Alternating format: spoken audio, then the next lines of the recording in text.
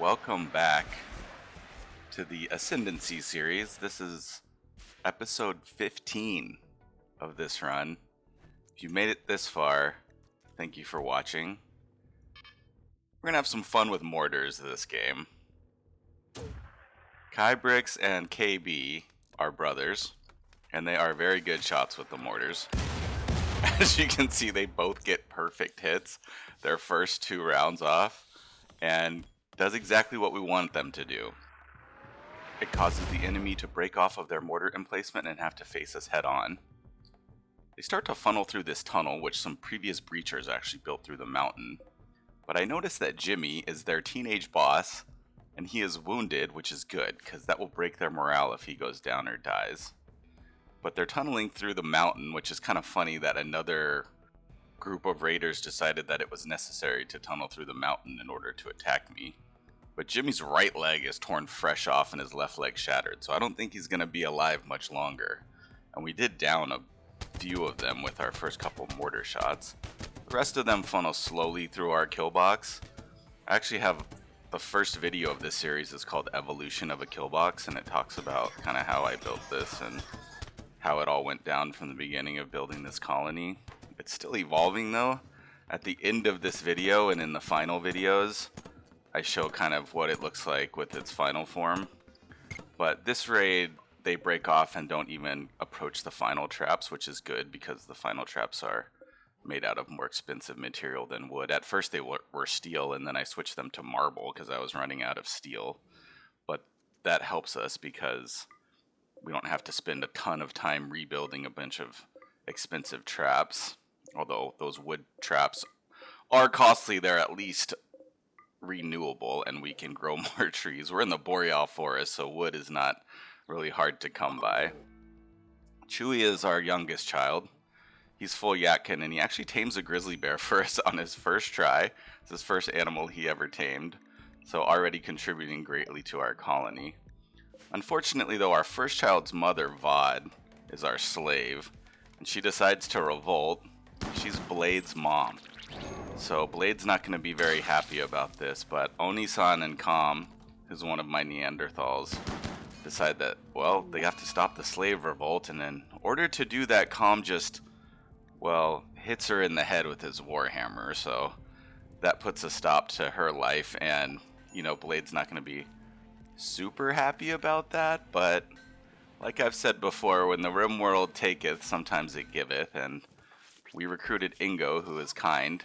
He doesn't have a lung, though, so we took a lung out of one of our prisoners, Gola, and we'll put it into Ingo. It is funny how easily we can do that in this game, but that's okay. It makes it fun, right? So Gola has no lung now, and she has no legs either, so she just is going to hang out in there and be a blood bag for us, just like Lexi, who has a shattered spine. So we have some immobilized prisoners that we're going to use to help build up our blood bank. In order to fight our final fight, we'll need some blood replacement. This is a pig raid, and this is where things get very tricky on this map and on this game for a couple reasons, and I'll talk about that in a second. But you can see these pigs are pretty well kitted. They have some shields, they have, you know, grenades and heavy weapons.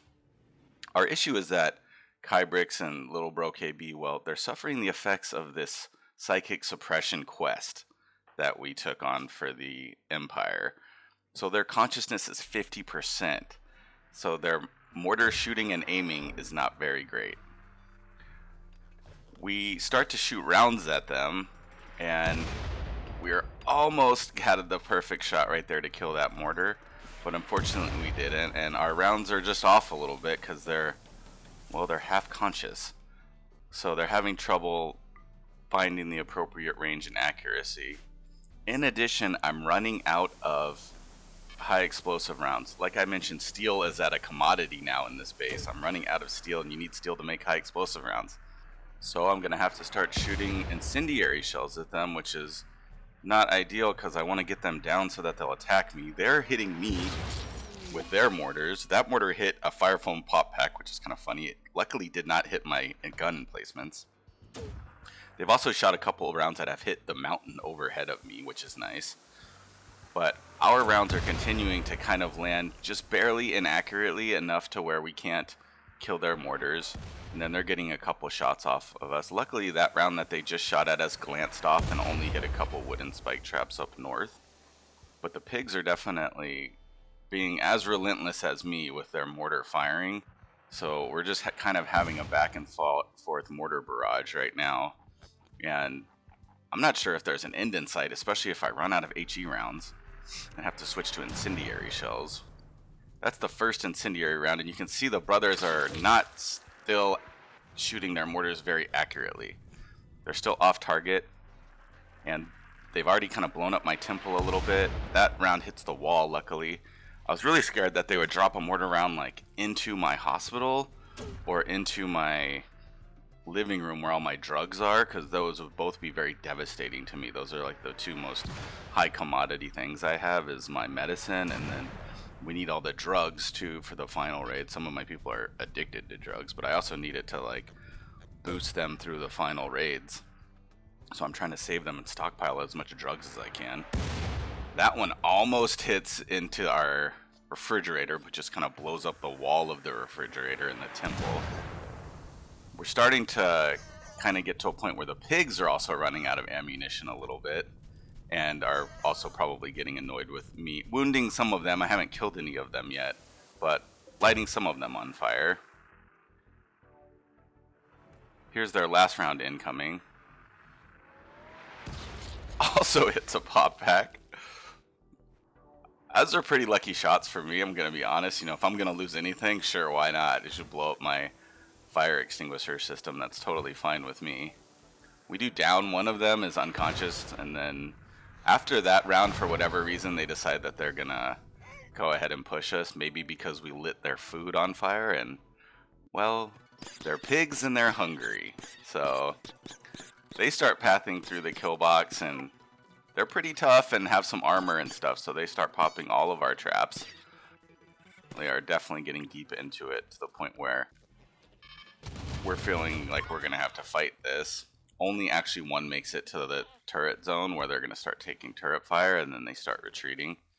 But it did mess up our base a little bit, blew up our temple, damaged some walls, and forced us to use all of our mortar shells. So an annoying raid overall, but from a humanity and personnel standpoint, not too bad, given that we didn't take any serious injuries and most of our people are still okay. We just need to get some more steel and regroup. But when our people get raided, they respond by, well, raiding other people because they're raiders. That's in my people's ethos, and they want to hurt other people as well. So they don't take kindly to being raided, but they also really desire hurting others as well and taking their stuff. And the best way to do that is to get all your people armed up, come in at night, snort a bunch of cocaine, and then go attack their hunting camp, which is what we're doing now. We have Starboy who has the Psylink, and we also have our Yatkins that have animal calls. So we'll use our animal call first. We take a couple pot shots at them, but then we call in this warg and this buck to go fight for us, which is nice. They'll go distract them, the warg will, and also the buck will, while we kind of take pot shots at them and see if we can down a couple before they even come out. We're outnumbered for sure. They have like 14, I think, and we're 8. But our goal is to kind of get them single file trickle down into a line is typically the goal.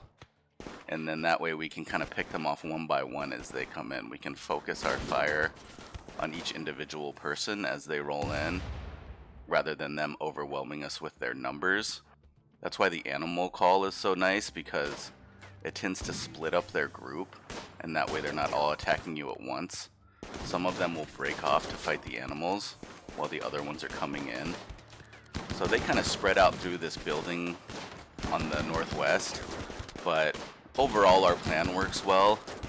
We do take some damage, but it's just minor gunshots, and we have a couple people in pretty nice armor that is able to deflect most of their shots. So this raid goes not too bad, no great damages, and we're able to bring them down pretty quickly. I'll show a raid in the future that does not go as well as that one.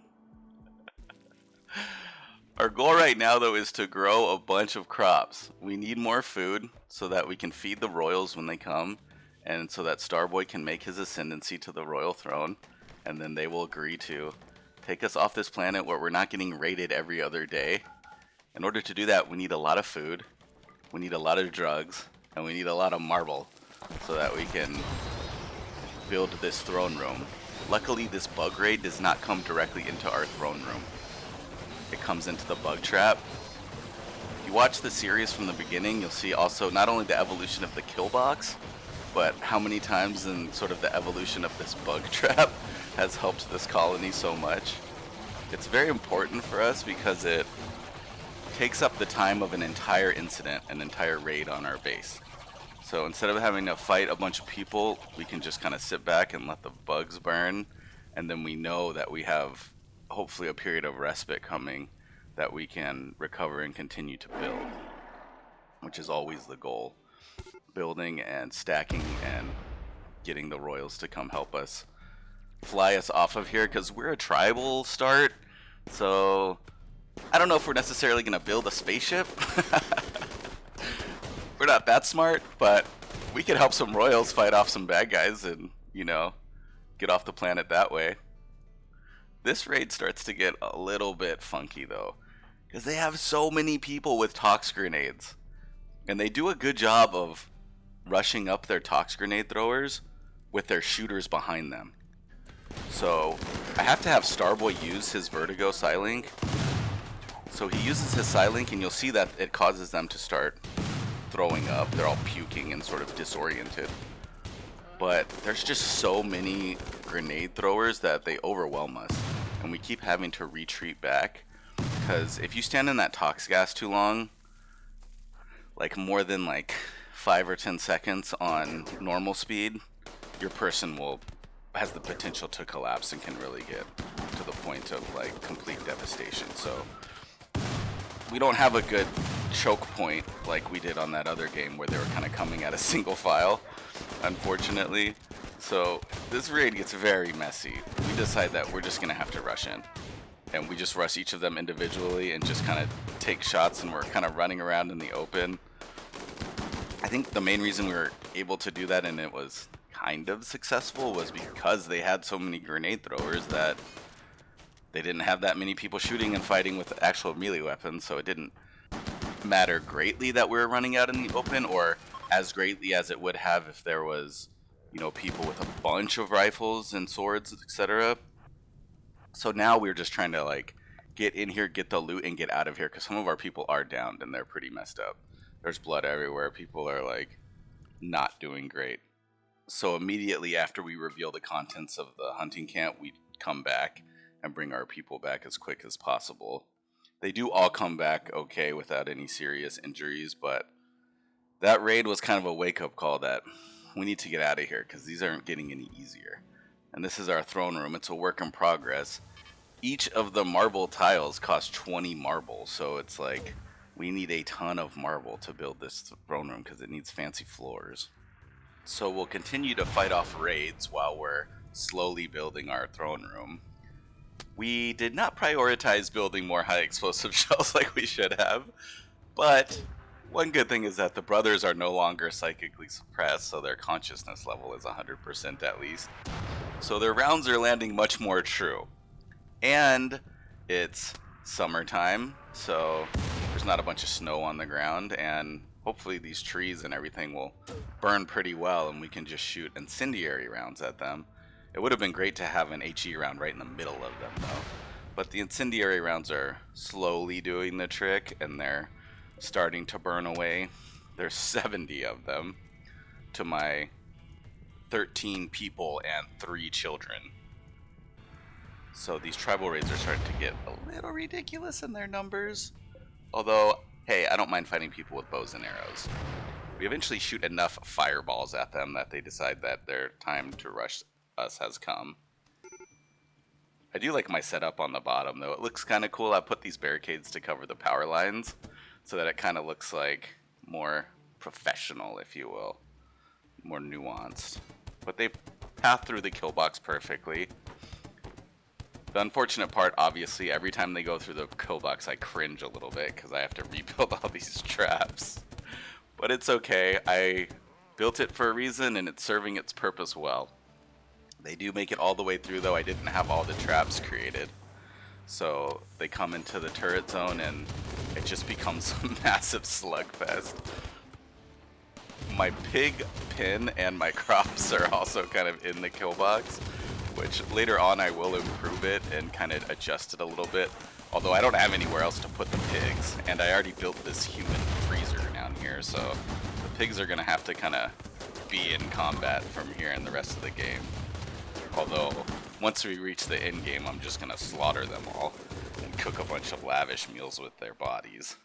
We fight off the tribals effectively. I had no doubt we would be able to do that. That's actually easier than the chemical raid we did previously. And the nice thing about having this freezer right here is it makes cleanup a little bit easier. I can just bring the bodies right into the freezer right there and then grow some more pigs.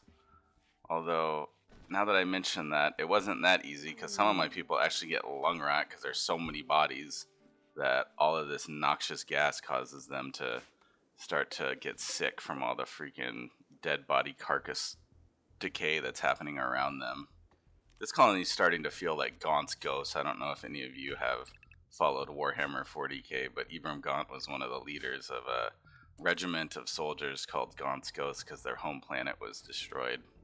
And they're typically outnumbered in fighting these masses of like chaos soldiers.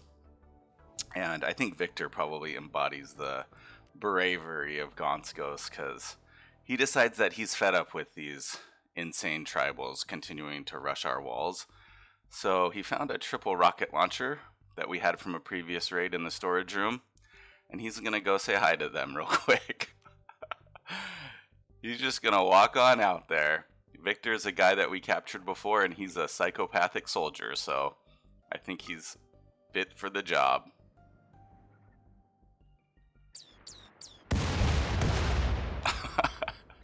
And if we don't have mortars, we'll do it the hard way. We'll do it live.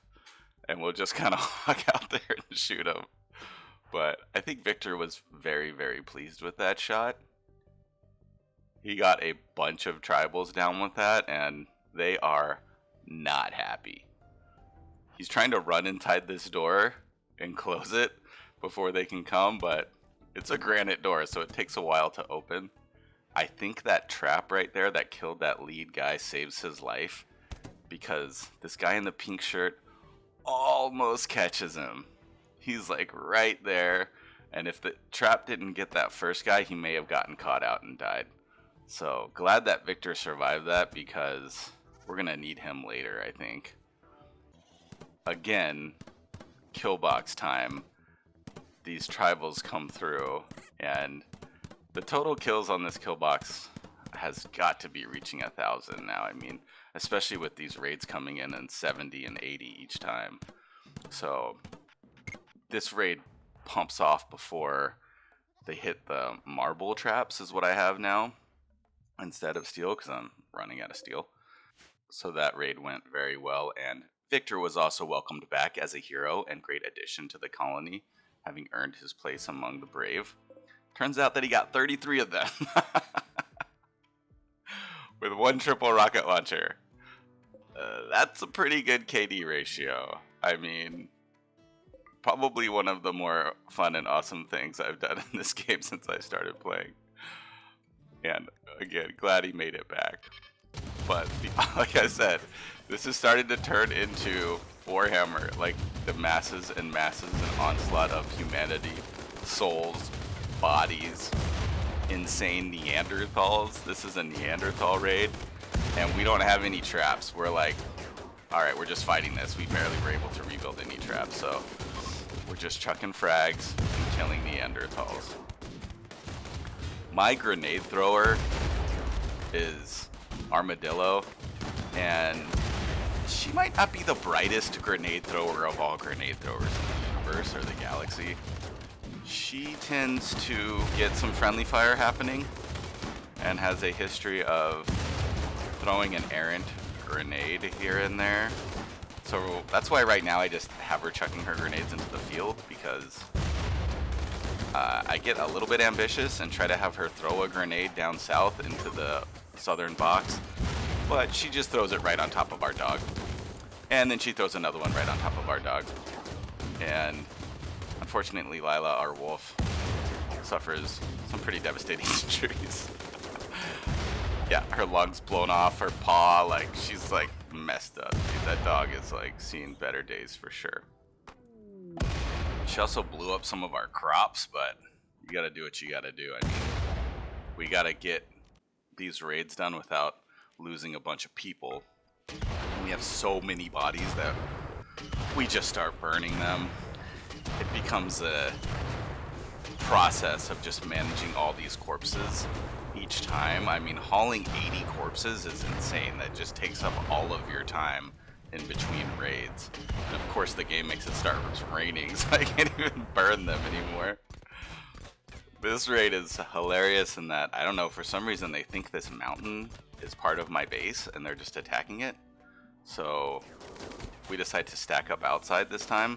They're a breacher raid, so they were going to come through the southern wall anyways, and we haven't even repaired the southern doors yet. So there's no point in us waiting for the kill box or letting them come in and do anything else, so we just meet them as they charge in. This raid is actually nice, kind of like the bug raid, whereas we don't lose a lot of resources and we don't take many grave injuries, and then can give us some time to sort of reset for the next challenge. This is also another example though of Armadillo's sort of funniness with the grenades. So she just chucks one right on top of Calm and Beards. And then she blows up one of our steel traps with her grenade. And when I say her, I mean, well, I guess technically me, but hey, that's the fun part about this game, right? Is the chaos sometimes. Some of our people are messed up from that errant grenade, but hey, you take your licks, right? And you keep going, because that's Rimworld. Sometimes things happen when you're in battle. You might have one of your friends throw a frag right at your feet in a panic, you know? Things happen in a panic sometimes. But we did able to get our harvest in, and we've got a bunch of corn. We were also able to trade for this plasteel longsword, which is sweet. We're going to give it to Strider. Strider is a half Neanderthal and half Yatkin, and our second child from Diasen. Second child of the Triumvirate. So these three children were chosen to bring us off-world, is what the prophecy states. That's what Starboy said. He's our leader. And we also have Blade, who's the first child becoming an adult finally. And this is just a memory from a previous video of when she was born. The grow fat's working, although our baby's a little sick in there because we had a solar flare, so it lost power, and then I think some of my colonists stopped feeding it for a second, but it's getting there. The baby might come out a little messed up, but that's okay. I think it's just gonna give birth right onto the cold, sterile marble tile.